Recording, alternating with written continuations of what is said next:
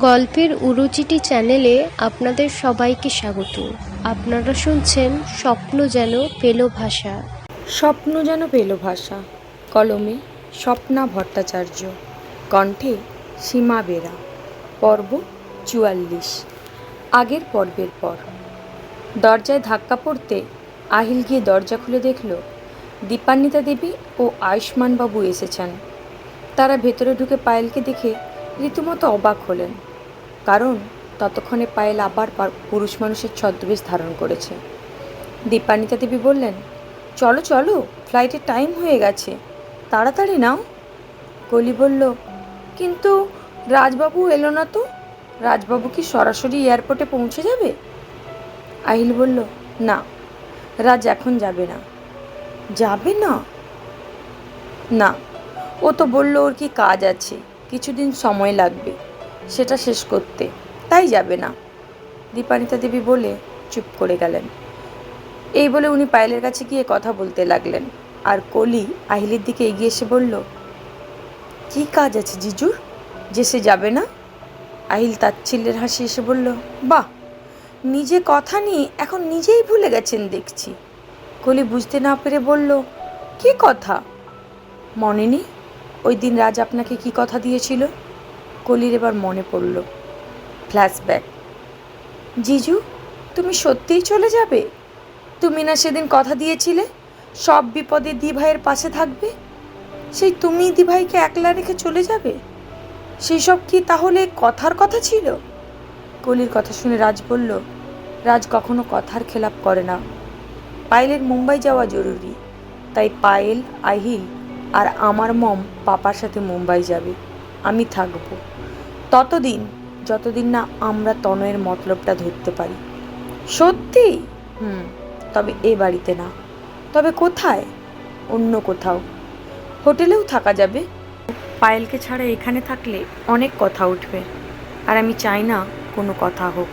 তুমি এ বাড়িতে থেকেই আমাকে সমস্ত খবর দেবে, বুঝলে? ওকে। বর্তমান। কলির সেই দিনের রাজের দেওয়া কথা ভেবে চোখে জল চলে এলো। সে ভাবল, একটা মানুষ কাউকে কতটা নিঃস্বার্থভাবে ভালোবাসলে তার জন্য এত কিছু হয়ে যাওয়ার পরও সব কিছু ত্যাগ করে ভালোবাসার মানুষটার কাছে থেকে যায়। তন্নির জ্ঞান ফিরে আসতে সে নিজেকে বাঁধা অবস্থায় আবিষ্কার করল। হকচকিয়ে চোখ খুলতেই সে দেখতে পেল একটা চলন্ত ট্রাকের ছাদে সে মুখ হাত পা আড়মোড়া অবস্থায় বাঁধা রয়েছে। ট্রাকে খড় বিছানো রয়েছে, আর ট্রাকের মাথায় ত্রিপল বাঁধা। তন্নি খুব ভয় পেয়ে অস্থির হয়ে নিজেকে ছাড়ানোর চেষ্টা করতে লাগলো, কিন্তু কিছুতেই না পেরে কিছুক্ষণ পর থেমে গেল আর শুধু মহাদেবকে ডাকতে লাগলো। বেশ কিছুক্ষণ পরে ট্রাক থামতে সে আরও ভয় পেয়ে গেল। কি জানি তার সাথে কি হতে চলেছে। তার ভাবনার মাঝেই একজন ট্রাকের ছাদে উঠে আসলো। তাকে দেখেই তন্নির শরীর বেয়ে ঠান্ডা স্রোত বয়ে গেল। লোকটাকে চিনতে অসুবিধে হলো না। দীর্ঘ 15 বছর ধরে এমএলএর পদ দখল করে আছেন। ওনাকে দেখে তন্নির খুব ভয় পেয়ে গেল। ওপরে পরে সমাজসেবক সেজে থাকলেও তার ভেতরে জঘন্য লোকটাকে অনেকেই চিনত, কিন্তু তার পাওয়ারের ভয়ে কেউ কিছু বলার সাহস পেত না। হ্যাঁ, ঠিকই ধরেছেন, তন্নির সামনে একটা টুলে বসে রয়েছেন মনতোষ বর্মন। তাকে দেখে তন্নি আবার হাত পা খোলার চেষ্টা করতে লাগলো। মনতোষ বর্মন তা দেখে হাঁক দিলেন, আরে নান্টু, উঠে আয়। একটা গুন্ডা জাতীয় লোক উঠে এলো। বলো বস। এটা কি করেছিস রে তোরা? এমন সুন্দরী ফুলের মতো নারীকে এভাবে বেঁধে রেখেছিস? তোদের শরীরে কি মায়া দয়া বলতে কিছু নেই? নান্টু নামের ছেলেটি বলল, না বেঁধে রাখলে পালিয়ে যাবে যে। তাও বটে, তবে মুখটা তো খুলে দে, এখানে চেঁচালে কেউ বাঁচাতে আসবে না। নান্টু এসে তন্নির মুখে বাঁধা কাপড়টা খুলে দিল, আর তন্নি জোরে জোরে নিঃশ্বাস নিতে লাগলো। তা দেখে মনতোষ বর্মন কামাতো দৃষ্টিতে তাকিয়ে রইল তন্নির দিকে। তন্নি নিজেকে সামলে বলে উঠল, আমাকে এখানে বেঁধে রেখেছেন কেন? ছেড়ে দিন আমাকে। ছেড়ে দেব তো, আমার কথার উত্তর দিলেই ছেড়ে দেব। কি কথা? আমার বৌমা আর ওই ছোঁড়া দুটো কোথায়? তন্নি চমকে ওনার দিকে তাকিয়ে অন্যদিকে মুখ ঘুরিয়ে বলল, আমি জানি না ওরা কোথায় আছে। আচ্ছা, জানো না? আচ্ছা, ওরা কোথায় আছে সেটা না জানলেও চলবে, শুধু তুমি যে আমাদের কাছে আছো সেটা ওরা জানলেই চলবে। ওরা নিজেরাই ছুটে ছুটে আসবে। ফোন লাগাও ওই রাজকে। তন্নির সাথে সাথেই বলল, আমার কাছে ফোন নেই, আর আমি ওদের নম্বর জানি না। কোনো ব্যাপার না, আমার কাছে আছে রাজের নম্বর। তন্নি একটু অবাক হলো এই ভেবে যে ইনি রাজের নাম্বার কোথা থেকে পেলেন। মনতোষ বর্মন রাজের নম্বরে ফোন লাগিয়ে ফোনটা তন্নির দিকে এগিয়ে দিল। তন্নি মনে মনে ভাবল, না না, আমি এখানে আছি তা কিছুতেই রাজবাবুকে জানতে দেওয়া যাবে না। উনি জানলে মুম্বাই যাওয়া ক্যান্সেল করে ছুটে আসবেন, তাতে ওনার সাথে সাথে পায়েলেরও রিস্ক। এসব ভাবতে ভাবতে ফোনের অপর প্রান্ত থেকে রাজের গলা শোনা গেল। মনতোষবাবু কিছু বলার আগেই তন্নি দাঁত দিয়ে ফোনটা নিয়ে নিজের পাশে ফেলে দিয়ে কাত হয়ে কনুই দিয়ে খুব জোরে মারল ফোনের স্ক্রিনে, যার ফলে স্ক্রিন টাচ মোবাইলটার স্ক্রিন ভেঙে গেল। মনতোষবাবুর কিছু বুঝে ওঠার আগেই ঘটে গেল পুরো ব্যাপারটা, যার ফলে তিনি রেগে টুল থেকে উঠে কষিয়ে চড় মারলেন তন্নিকে। তন্নি এবার অগ্নিদৃষ্টি হয়ে তাকালো ওনার দিকে। তোর এত বড় সাহস, তুই আমার ফোন নষ্ট করে দিস? নিজের ভালো যদি চাস তাহলে চুপচাপ বলে ফেল ওরা কোথায়, না হলে যেভাবে তুই আমার ফোন নষ্ট করেছিস তেমনই আজ তোকে নষ্ট করব। এমন অবস্থা করব বাড়ি আর ফিরতে পারবি না। তন্নি এই ধরনের কথা শুনে অবাকের চরম সীমায় পৌঁছে গেল। তারপর তাচ্ছিল্যের হাসি হেসে বলল, এটাই তাহলে সমাজসেবক মনতোষ বর্মনের আসল রূপ, যে জনসমক্ষে নারীদের মা বলে সম্বোধন করেন, তার মুখে এমন অশ্লীল কথাবার্তা। লজ্জা করে না আপনার?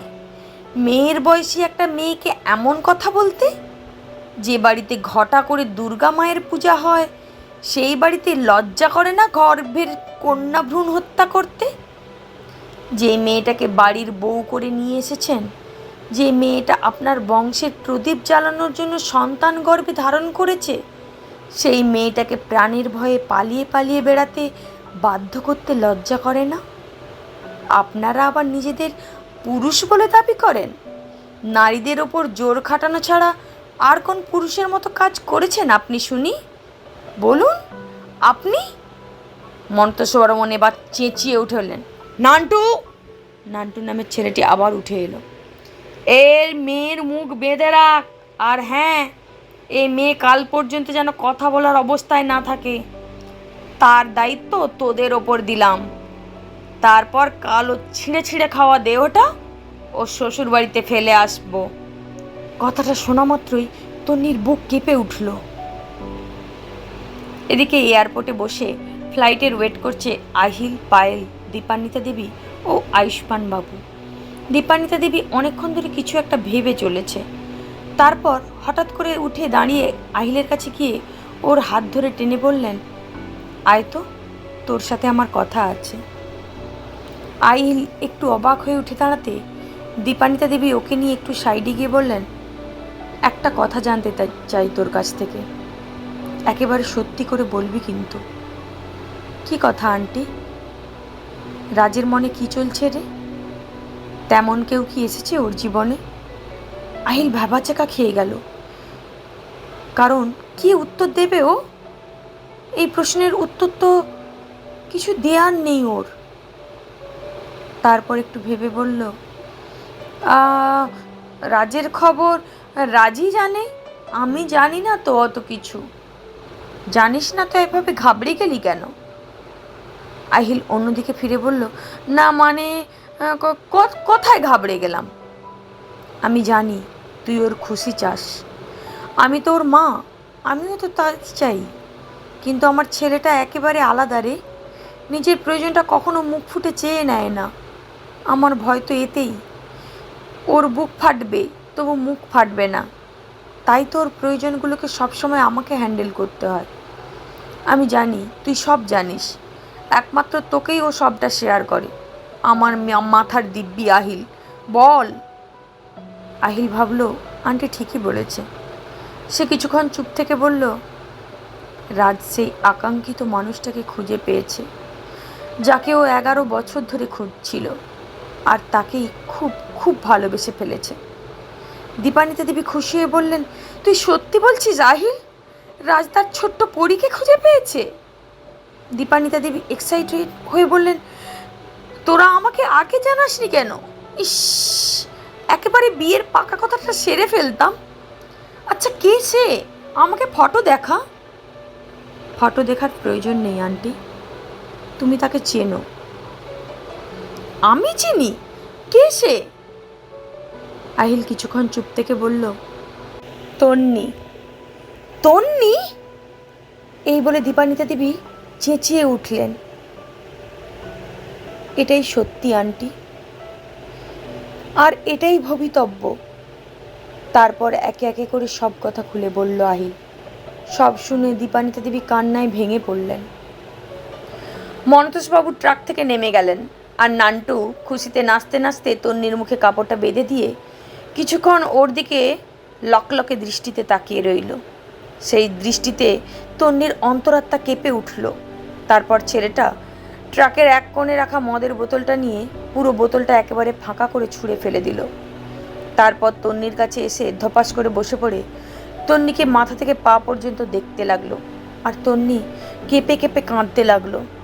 তারপর ছেলেটা যেই তন্নির শাড়ির আঁচলের দিকে হাত বাড়িয়েছে, অমনি ওর মাথায় কেউ সজোরে মদের বোতলটা ভেঙে দিল। সে আর্তনাদ করার আগেই একটা হাত ওর মুখে চেপে ধরল।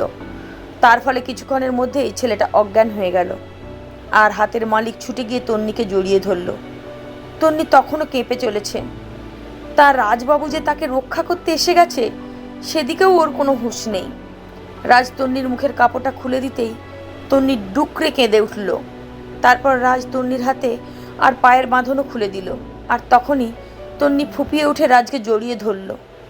রাজ তন্নির মাথায় হাত বুলিয়ে ওকে শান্ত করার চেষ্টা করতে লাগলো, কিন্তু সেই স্নেহের পরশে কান্নার গতি আরও বেড়ে গেল।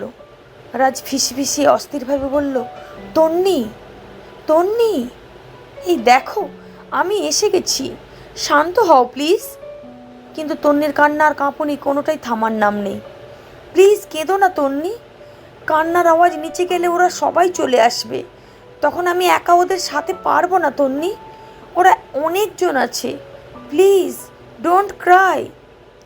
অনেকজনের নাম শুনে তন্নি আরও জোরে কাঁদতে লাগলো, আর প্রচণ্ড পরিমাণে কাঁপতে লাগলো। রাজ বুঝতে পারল তন্নি খুব ভয় পেয়ে গেছে। তাকে শান্ত করার জন্য সব প্রচেষ্টা বিফলে যেতে রাজ বাধ্য হয়ে 2 হাতে তন্নির মুখটা ধরে ওর ঠোঁটে ঠোঁট ডুবিয়ে দিল। চলবে পর্ব যদি ভালো লেগে থাকে চ্যানেলটিকে অবশ্যই সাবস্ক্রাইব করবেন।